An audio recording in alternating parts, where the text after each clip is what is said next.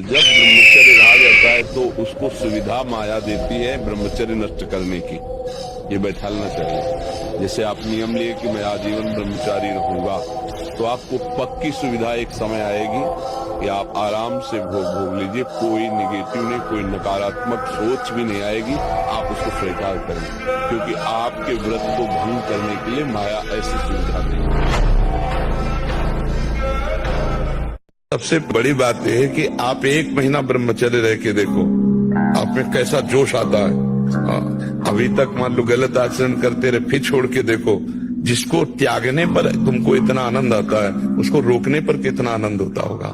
वो हमने 40-40 दिन के ऐसे करा के देखा लोगों को। मात्र 40 दिन में लोगों का 7-8 किलो तक वजन बढ़ गया, चेहरे पे चमक आ गया, एक ब्रह्मचर्य में तेज हो गया, किसी का MBBS में सिलेक्शन हो गया, कोई पुलिस में लग गया। मतलब एग्जाम बहुत अच्छे उनके। नहीं, ब्रह्मचर्य से तो इसमें हम बिल्कुल सपोर्ट में। ब्रह्मचर्य एक ऐसी शक्ति है कि जिधर प्रयोग करो उधर काम करेगी। जिधर प्रयोग करो, सूर्य उदय के पहले उठ जाओ, और चाहे जिस कुल के जन्म, चाहे जो हो, बच्चा बूढ़ा सब, भगवान त्रिभुवन को प्रकाशित करने वाले भास्कर पधार रहे, उनकी अगवानी करो।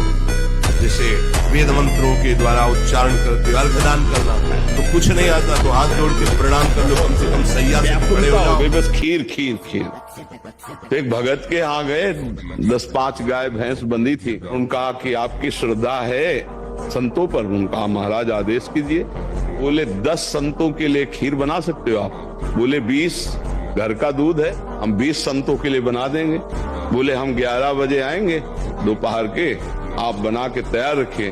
वो अकेले आए तो उनका और संत, बोले और संत यही है सर।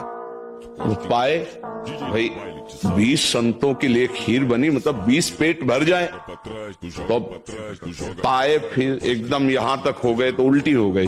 फिर मिलाया उसी, फिर मन कह रहा नहीं अब खीर नहीं चाहिए। बोले नहीं, खाओ खाओ खीर। रोमांच हो गया, नहीं खाएंगे एकदम। तो बोले जिंदगी में खीर का नाम मत लो।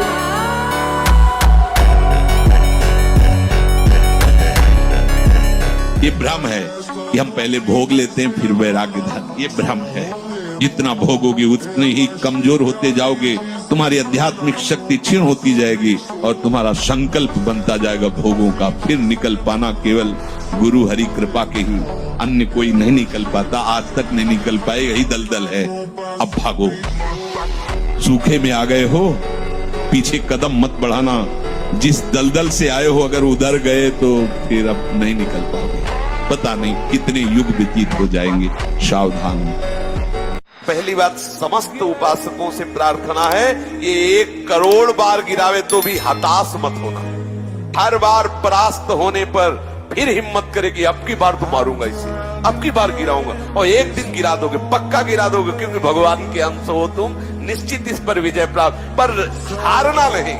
इसमें होता क्या, इतनी बार हरा देता है कि फिर युद्ध करने का मन ही नहीं होता। लगता है अब जो हो गया, अब क्या होगा। इतना समय पक्का, इस पर हम विजय प्राप्त करेंगे। और ये वश में होगा, क्योंकि अगर वश में ना होता तो भगवान आदेश न करते। ये वश में होता है।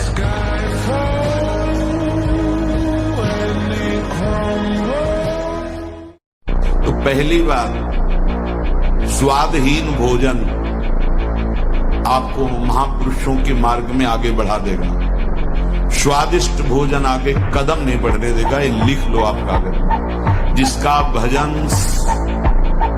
में आगे उन्नति करनी है तो भोजन नीरस होना चाहिए, तो भजन सरस। और अगर भोजन सरस तो लिख लो, वजन बढ़ेगा, भजन नहीं, वजन बढ़ेगा।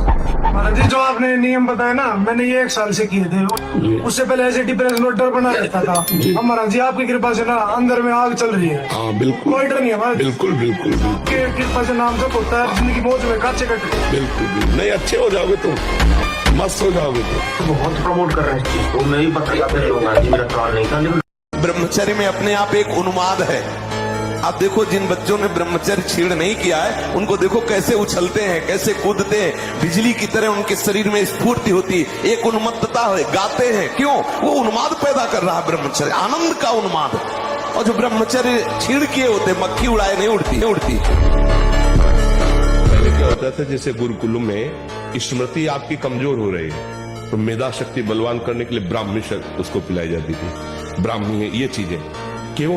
क्योंकि उनमें इतनी शीतलता, उनमें पौष्टिकता है कि वो वीर का वर्धन करके वीर को रोकेंगी। खास बात उसमें होती थी। अब हम इस बात को ना समझ करके फ्रेंड बनाते हैं और वो विनाश का खेल खेलते हैं जो हमारी सारी सांसारिक और पारमार्थिक दोनों उन्नति का नाश कर देता है।